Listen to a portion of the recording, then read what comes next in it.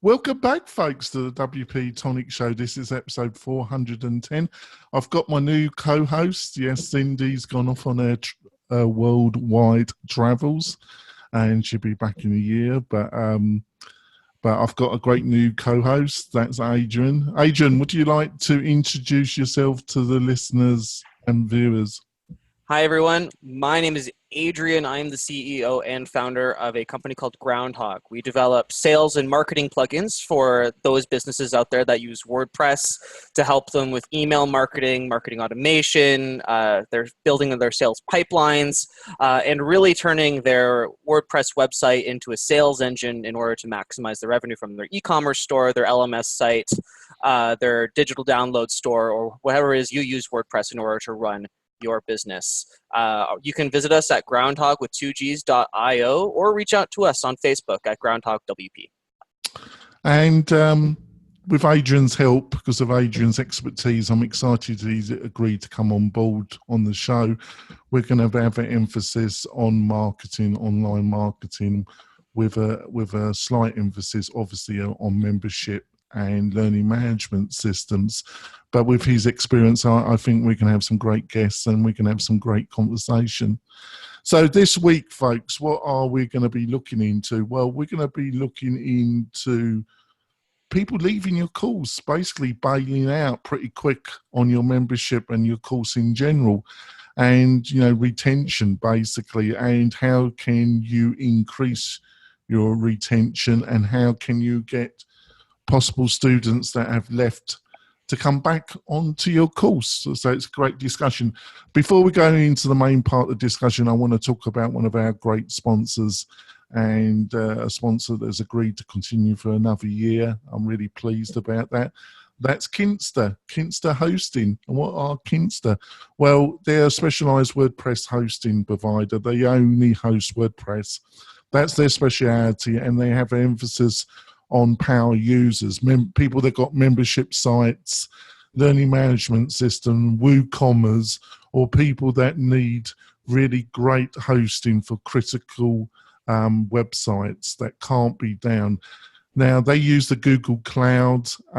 Their technology is fantastic, but what they also offer is fantastic 24/7 support from some of the best support staff in the industry. They also offer a fantastic interface, all the technology you're looking for, staging site, one-click backup, latest version of PHP. So if you're a developer looking for a quality host for your clients, or you're a power user yourself, I suggest that you should go over to Kinster. Kinster hosts the WP-Tonic website. I've been absolutely blasted away by their support. Go and have a look at Kinster. So, Adrian, how are we going to kick this off, Adrian? So, as you had mentioned, today we are going to be talking about churn, or rather, for those of you who are not familiar with the terminology, that is churn, your customer retention rate. So, let's just start off by laying out some terminology. So, throughout this show, we're going to use the term churn, which is essentially the percentage of your customers that do not stay with you past their first billing period. So if they sign up, for example, if you have a subscription-based product that you charge monthly or yearly, then your churn rate would be the percentage of customers that sign up and then leave before their second billing period. So if you have a monthly subscription, it would be the number of people who leave after their first payment within the first 30 days. That is your churn rate. You can also call it customer retention. You can call it burn, or it goes by many names, but for this show, we're going to be using churn. Now, there are lots of reasons that people leave and we're going to go over what those reasons are. We're also in this show going to go over how to ensure that people stay with you past that first billing period. So ways that we can actually decrease the churn rate that your businesses experience. And finally, we're going to cover what to do when people do eventually leave, because it's kind of inevitable, and there will always be those who decide that your product isn't for them, or it's not the right time, or There are several reasons, again, why people leave, and we will discuss that when they do and when it does happen, what you can do in order to ensure that it doesn't have a lasting negative effect on your business. So that is super exciting, and those are what we're going to do today.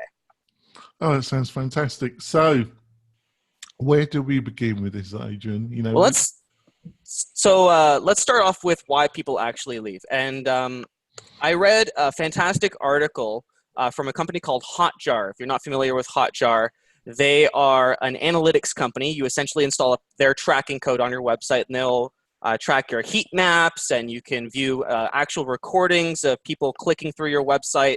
And it allows you to really diagnose where the holes in your website are as far as your sales process is concerned, your customer journey. It allows you to diagnose that. And they released this fantastic article that essentially proclaimed to the world that 33% of their entire customer base leaves before their second billing period. So their churn rate from an initial sign up is 33%, which is astronomical, especially if your entire business is subscription based.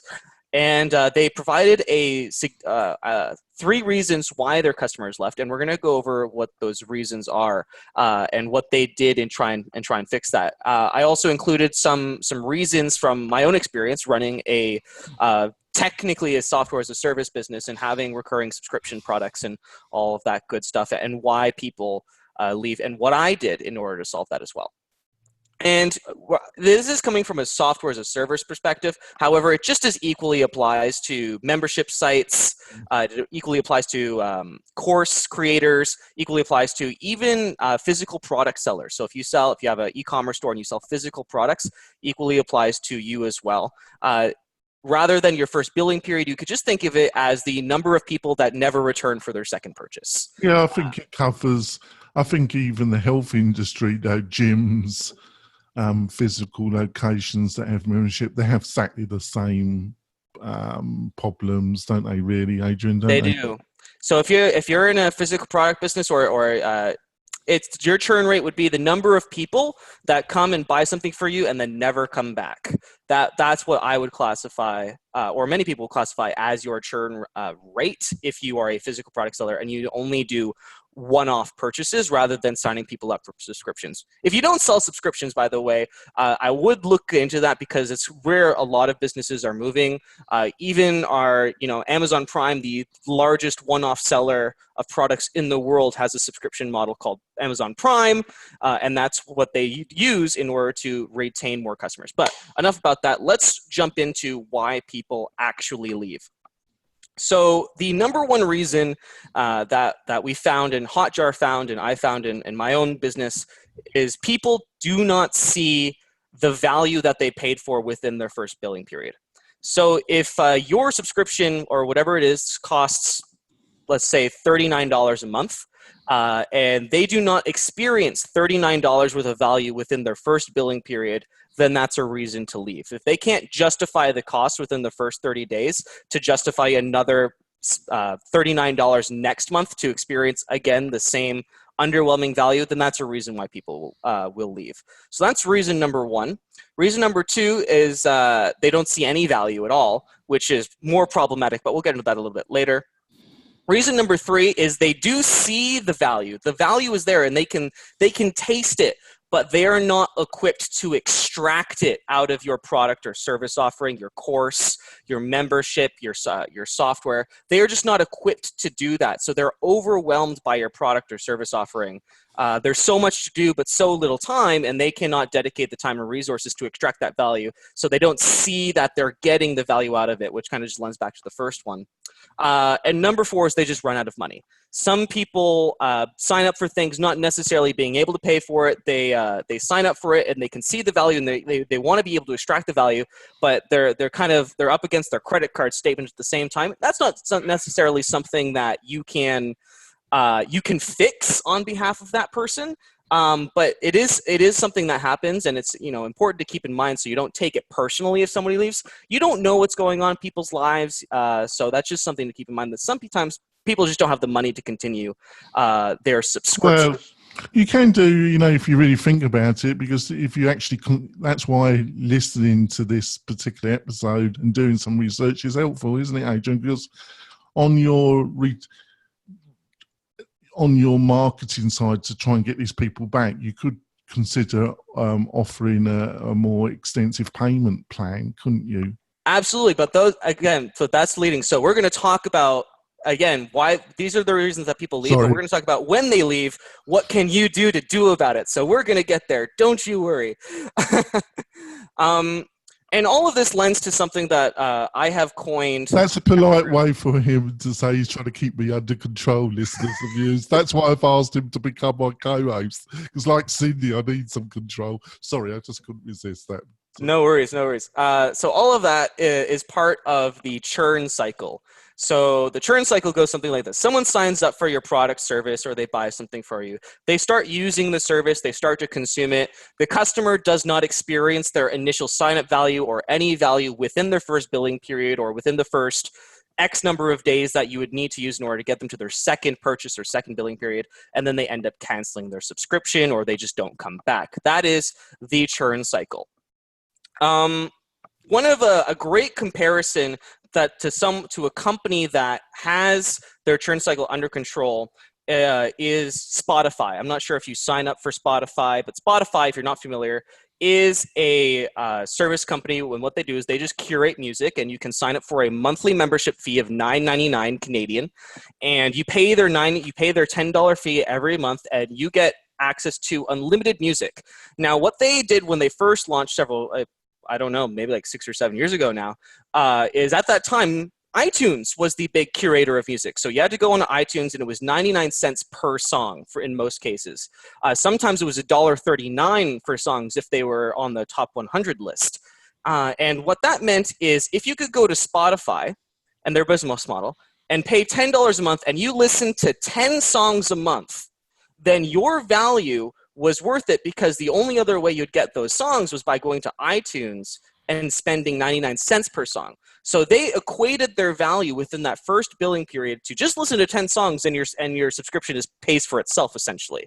Does that make sense? Yeah. So that's an example of someone who makes it super easy in order to see and extract that value in a very, very short period of time.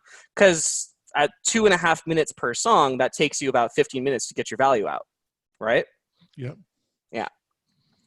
So those are some of the reasons why people leave. Let's talk about ways to ensure that people stay.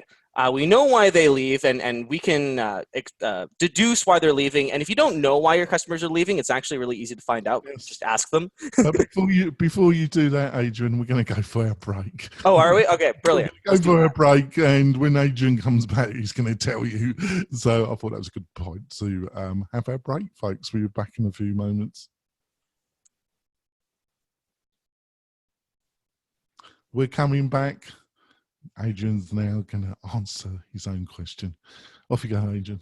So we know why people leave, just to recap after our break. The reasons people leave: they see no value within their first billing period, or they don't see the equivalent value of their price that they signed up for. They get overwhelmed by the product. There's so much to do, but too little time in order to extract the value out, or they run out of money.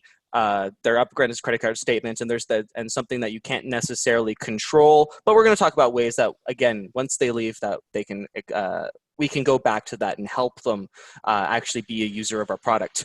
So those are the reasons why people leave. Let's talk about ways to ensure that people stay. So a few of these strategies I have implemented in my own business, and I see them implemented in several other places as well. The Heartjar article that I had mentioned talks about how they implemented some changes in order to ensure that they reduce their churn rate.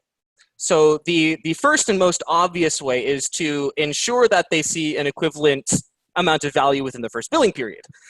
But the question then becomes, well, how do you do that? How do you ensure that someone in their first billing period sees the value of their price and then continues to pay for it? So either equivalent or value above that billing period.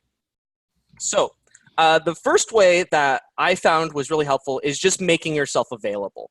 So if someone is, one of the big problems is if they're overwhelmed with the product, then they can't extract the value.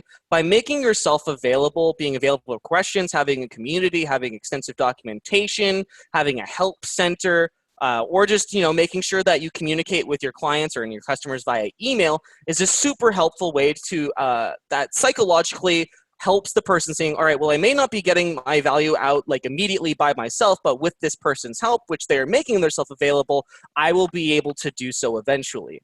So by making yourself available and open to questions and transparent, it's a lot easier for your customers to see the light at the end of the tunnel and then eventually be able to extract that value out of your service offering. Number two is provide constant guidance and assistance.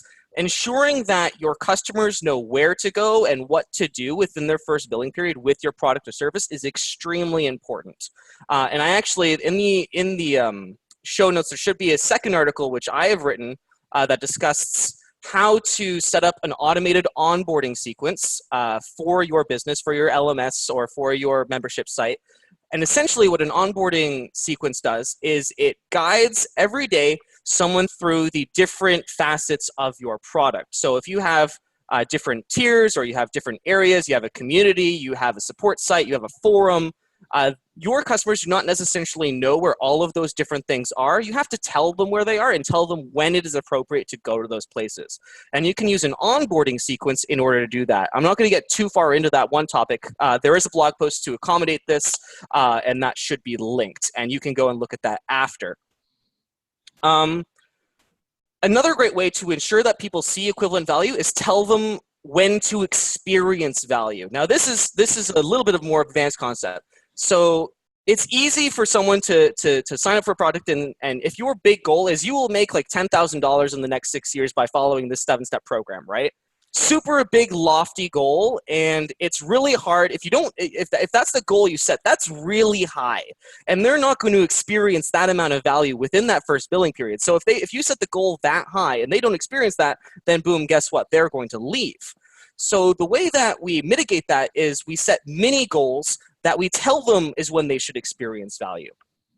So for example, in Groundhog, our first benchmark for experiencing value is sending an email. And we tell them, congratulations, you've just sent your first email. That's so awesome, and that is valuable to you.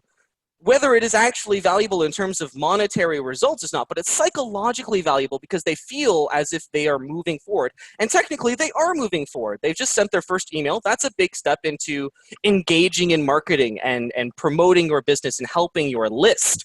So that is a literal first step for experiencing value. Now, you set in your steps the small benchmarks for experiencing value, and then if that's the value that you set, that's the value of your experience, and they will see that as an equivalent to whatever your price was.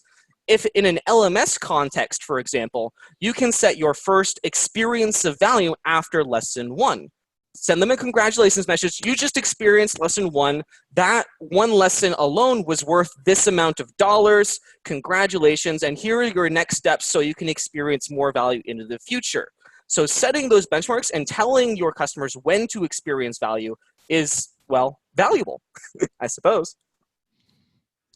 And the last way that we can ensure that people see equivalent or more value within their first billing period is to validate their customer experience. So by providing constant validation that the customer made a good choice is a great way to ensure that they experience value. So just check in with them every once in a while. Say, hey, listen, you're doing a great job. You're well on your way to whatever lofty goal we set by the end of this course, or by what you should achieve by using the software. You're well on your way, and if you need any help, we are here to guide you and provide that. So just by providing that constant validation, checking in, ensuring that you're active within your community, and by providing them that experience is a great way to ensure that they see value. All right, so those are ways that within the first billing period to ensure that people continue to pay and continue to be a customer. The second way to ensure people stay is pretty obvious. It's continue to provide long-term value. It's all great to provide a ton of value within the first month. Now, if they get past the first month, you have to provide value long-term, and you can do that in a variety of ways, and your product is probably already designed to do this. But if you need a few pointers, videos about using your product, or success stories about other people using your product and services, blog posts telling them how-tos, guides, whatever it is that you are the value that it is that you provide, insights into other people's businesses or competitor businesses that they can use, strategies, etc. All pretty standard stuff But it's all about providing that long-term value because it is still possible for people to leave after 2 months, 3 months, 4 months. It becomes increasingly less likely the further on that they get, but it's still important to provide value. Okay, so that is ways that you can ensure that people stay to decrease your churn rate. But even if you do all that, there is the inevitable person that will leave because that's just business. Business is as business does, and people will leave. And here are some strategies that you can implement rather to make sure that it doesn't have a long-lasting negative effect on your business. Do you have any comments before we jump into this, Jonathan? No, thank you so much for thinking all this out. I've had an easy show, haven't I, listeners and viewers? I've chosen a great co-host. No, it's been very rich, but the information you're giving, it's fantastic, Adrian, and thank you so much. Well, part of my strategy for decreasing is providing constant value. So we want to make sure that your show listeners get the value that they need in order to run their business. So yes. Value rich is how. No, I think everything you've outlined is spot on. That you're preaching to the converted. Okay, so what do we do when people actually leave? So the number one thing that you should do is, I did outline earlier some reasons that people leave, but those are the basic reasons. There are lots of reasons that we didn't cover that people might leave, and we need to ask them why they left. So send an exit survey. If someone leaves, just ask the simple question, why did you leave? And they will either tell you, I hate your product, I hate your service, I don't know what it is, I got no value out of it. But what you can do is don't take any of it personally, but use that information to better structure your onboarding process, your products, your service offerings, whatever it is that they had a problem with, you can then go to and use in order to provide a better experience for new customers. So by collecting those APIs, you can design the ideal customer experience and then further decrease your churn rate.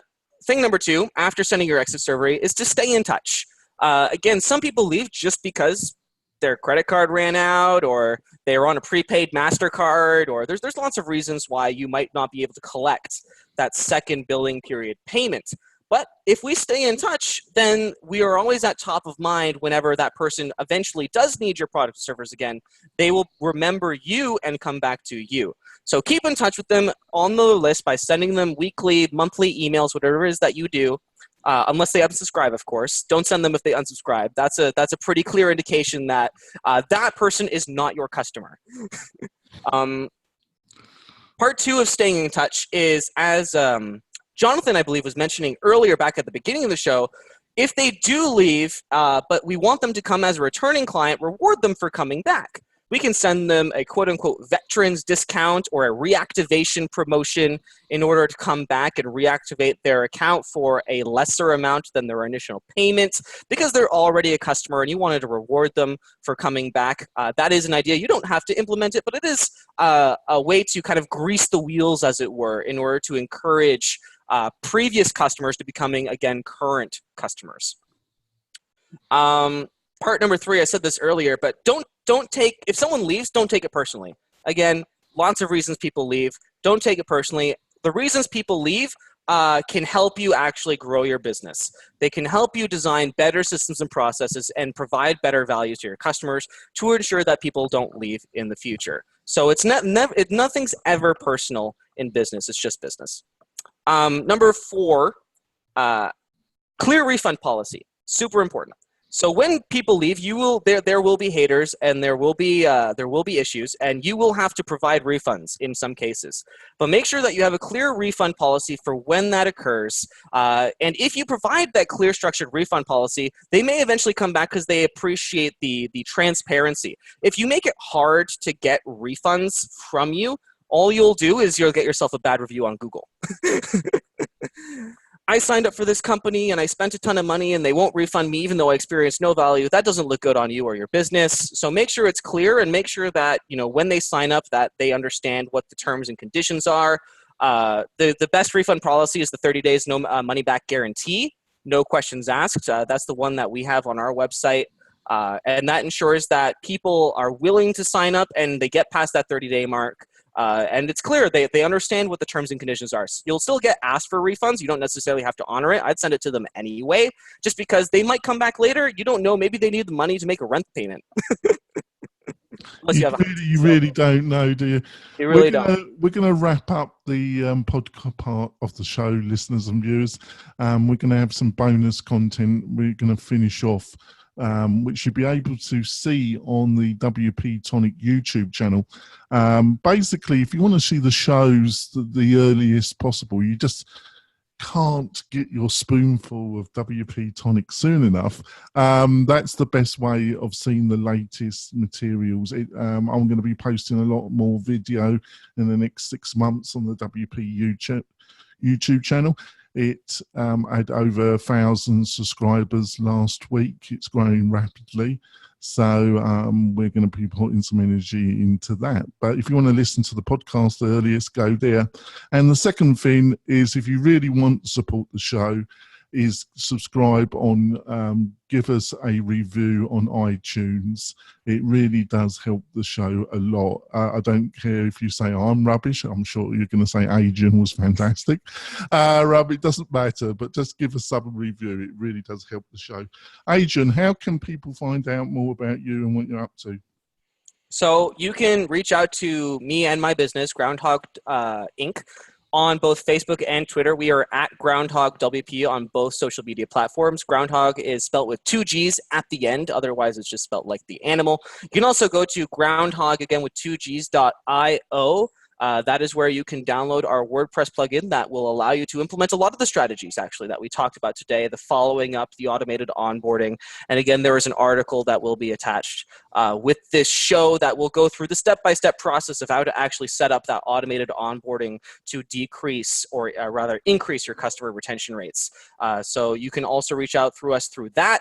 And you can reach out to me personally. My email address is info@groundhog.io. Making ourselves available was one of the ways that we can increase retention. So I make sure to always ensure that I am available for your burning questions. And that's fantastic, Adrian. If you want to find out more about WP-Tonic, folks, go to the WP-Tonic. We got some great posts this month. We had a post about Learn Dash 3.0, a full review, and then I wrote also an article about the software that you need to do Facebook Live. We've got some fantastic articles this month, and we have some more fantastic articles this month. We'll see you next week, folks, with another either internal show, but we're actually fully booked for July. We've got a fantastic group of guests coming on the show, and Adrian's come on board. It's going to be great stuff. We'll see you next week, folks. Bye. Right, kind of continue as we were going. Right. There's not enough time. There's so much content. Lots of helpful information here. So shall we just continue on? Yes. There's only a few points left. Yeah, and then we can have a wrap-up conversation. Absolutely. So it's the last point. So during our section about what to do when people leave, here are the kind of the last little things that you can do in order to make their continuation process just a little bit easier. I had mentioned providing a veteran discount. So if they are a returning customer, then providing them an incentive in order to choose you again over a new competitor. For example, new competitors are always coming up, and they have bright, shiny objects, and the human mentality is always just go for the newest, shiniest, brightest thing. You want to ensure that you differentiate yourselves from your competition, either by features or by price. Kind of the two biggest inputs for making a decision on software or a course or LMS or whatever it is that it is you do. Making it easy to reactivate an account is super important. So one of the easiest things that I do, or one of the things that Hotjar did in their article, was rather than people canceling their accounts, they gave them the option to pause their accounts. Now that made it super easy for customers to come back, because all they had to do was log into their existing Hotjar account and then click the reactivate button, which would reactivate their billing.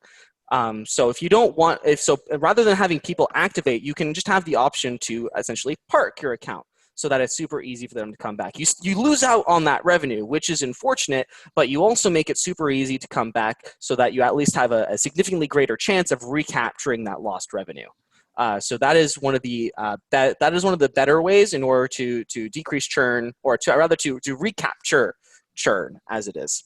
And that brings us, actually, that's the end of the list there. So that is what to do when people leave, and that wraps up nicely our discussion on churn and how you can decrease it and maximize your revenue for your business.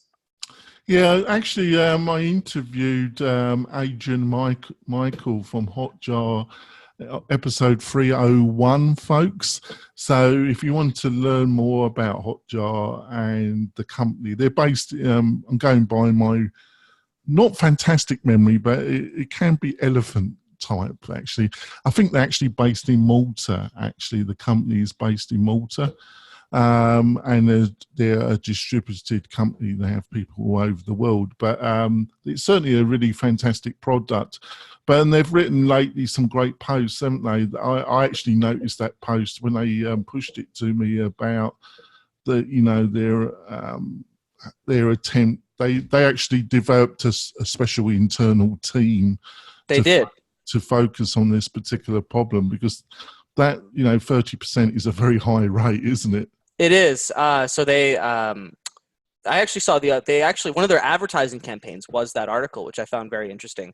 Lead with 1 out of 3 people who read this article may become a customer and probably will leave, which I thought was an interesting marketing strategy. I want to know if it works. It was brave, wasn't it? But I saw it was a promoted post, and I read it, and I thought, wow, this is really interesting. So they developed they got like a 5-person churn team or something like that, and their job was to figure out why are 30% of our customers leaving, and they found some really interesting reasons. Some of them we highlighted.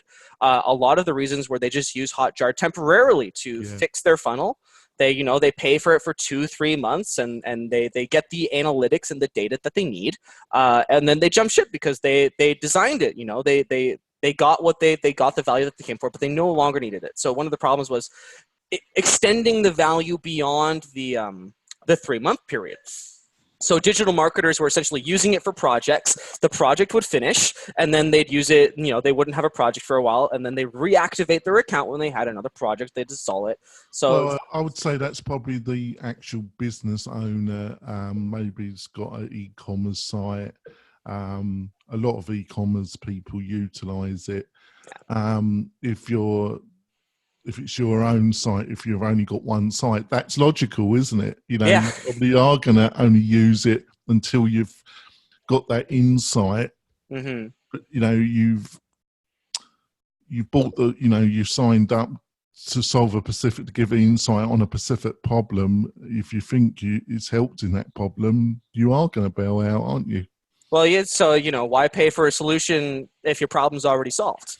Right. So that goes back to one of the points about how do you ways to decrease churns. Continue to provide value. So whether that's in your core service offering, or if you're a particular funnel of a guy named Russell Brunson with the ClickFunnels group, Brunson, yes. Yeah. So he has this whole thing. You have your value ladder, and then you have your core, you have your tripwire, then your core offering, and then something called your profit maximizer, which I think is just a great word or a great term. Continuing to provide value in that ladder, so that if your core service offering solves a person's initial problem, what more do you have to offer them? Because people, if they like your product and they like your company and they like you, then they'll want to give you money. But at the same time, they're not just going to give you money for no value in return. So you need to make sure that the value is there. No, you've got to kind of work that out quite coherently, to put it that way. Shall we put it that way? Yes. I think the other thing I like to cover before we leave, folks, is I covered it with my previous co-host Cindy, is that there's a tendency to think you're going to make clear your value by having a very big, detailed course. And that can cause the opposite problem, because it can actually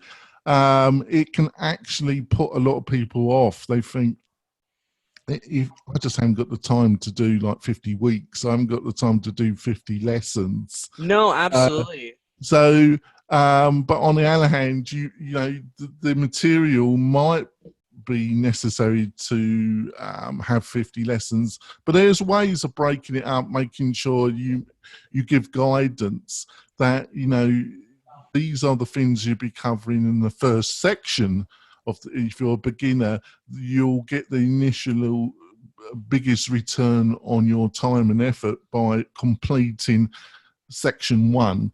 Then that's why your onboarding email or your onboarding experience is, you really need to think about it. What do you think about that, Adrian? Absolutely makes sense. So your first point goes back to that Hodge article. If you have a giant, course, right, and it's like 50 lessons, and the value only happens after the end of the course, then they're just overwhelmed with the amount of data and the information that they actually have to learn. And one of Hotjar's problems was people would log in and they'd see all of these numbers, but they wouldn't know where to get the value, and they became overwhelmed with the amount of information that they had, and then that caused them to leave. So if you have this giant course, and maybe if your course needs to be structured in that way, if it's a very like data intensive course, then we can use the Porsche or use one of the tools was to make or decide when the value happens or when the key indicators of value happens. So I used to be in the course business a few years ago. I worked with a digital marketing agency here in Toronto, and we sold digital marketing training. So you just don't look old enough. I get that When did sometimes. did you start this at 10 years old or so? Pretty, I have to say yes, because yes, I did. He was marketing when I he was marketing I carried the day after he left the womb, folks. I was the setup guy. I loaded stuff from the back of the truck, and I brought it into the hotel boardroom, wherever it was that training was happening that day, and I'd set it up, and I'd sit in the back of the digital marketing training, and I would then get it and tear it down, and then I did that for many, many, many, many years, and then I started selling the trainings and developing the funnels, and here we are today. But what I was about to say was, in our digital marketing training, some of them were 3 days, which are pretty like data intensive. Learning digital marketing for 3 straight days is like, oh my God. The brain can only absorb what the butt can. I would imagine, yeah. So one of the things that we did in order to break up that super heavy content, because we knew that if we just threw a bunch of content at them, they're not going to absorb it, and then they're never going to come back, buy another training. We don't want that. We want people to buy more training because we had that value ladder and profit maximizer and all that stuff, and we wanted people to buy that. So in order to ensure that people saw value in the shortest amount of time possible, the shortest time to value, was they brought their laptops and we gave them workbooks, and all of the information that we shared was implemented on the spot, immediately in front of them. They can hook their laptop up to the internet connection, and then they'd literally do as we were showing on the screen and with the pointers and with the workbook, so that they immediately got value. So if you have a large course and it's necessary to have that amount of information, ensure that they're seeing the value within the steps. So setting aside periods for breaks where they can go and implement the value that you are sharing with them, so that they can see that value in the shortest amount of time possible. Yeah, I think it's best to break it up if you can, but especially if you're in the higher price level, over between $1,000 to $3,000 level plus, you are going to have offer a lot of value because you're offering a premier price. I think when it comes to ClickFunnels, they come with we interviewed Julie Stowen, episode 319, and she's number 3 or 4 in the ClickFunnel hierarchy. She works directly with Brenson, and you want to. She's a bright lady. I'll probably have her back on the show. So that's episode 319. If you want to hear her, she kind of impressed me with her knowledge. Yeah, I think so. Understandable. People want to show their value by having a lot of content. That can have a detrimental effect. So make sure that you can say to the people, if you can learn a lot by break it up into sections. and say this one or two section you really need, and then you can come back to the other sections. The simplest, I think one of the a simple way to describe it is you have a ton of content, but content without context is useless. If you throw a bunch of content on somebody and don't provide any context for them to actually absorb it, then it looks, it looks jumbled. For example, if you're reading a blog post that isn't separated with your H1 tag and then your paragraph and then your H2 and it's, your that list format, then, and it's just all kind of just like block text, like you're reading a book, then it becomes harder and takes more time to absorb. And if you're reading content online, everybody's a skimmer. Or like 80% of people like to skim and absorb that information as quickly as possible. So by providing context to your course and not just content, then you'll see that breaking of periods or those breaks in between content and places where they can insert value begin to form. And I also think on a medium to larger course, giving some advice about how much time you probably are going to have to spend on this, and also giving some case studies, some testimonials from previous students around time management and how much time they had to. So, because people can, especially if it seems a reasonable large amount of content, they can overestimate how much time they're going to have to spend. Setting expectations. So giving clear expectations about the reality can stop this dropout rate. Another quick thing before we wrap up the show is, when it comes, if they do drop out, like Adrian said, they might be looking to pay the check, their rent check, or so I don't. The two ways I would cover that is that if you do get a dropout in your on your outreach for your survey and your other outreach attempts, is say to them, if financially it's been difficult to continue, we can offer extension plans. I wouldn't offer them a discount straight off. The way I would deal that is say we do have a bursary opportunities for financially stressed students, which is a nice way in saying that we do offer a discount. Psychologically, it's a bit different. But if you just offer a straight discount straight away, I think that can diminish the value of the brand and the course itself. I agree. So there's ways of dealing that in a more long-winded way, but and it just sounds nice, doesn't it? We offer bursaries to financially stressed students. An extended payment plan. Yeah, both. Obviously, you pay like 50% interest, but get into the finance business. No, like Facebook. They want to know everything. I think it's been excellent value. Thank you so much, Adrian. It's been a fantastic, our first episode together officially. You've done a couple last month because Cindy had prior engagements, but it's fantastic you come on board officially. We'll be back next week with another great topic, another great interview. We'll see you soon, folks. Bye. Bye, everyone.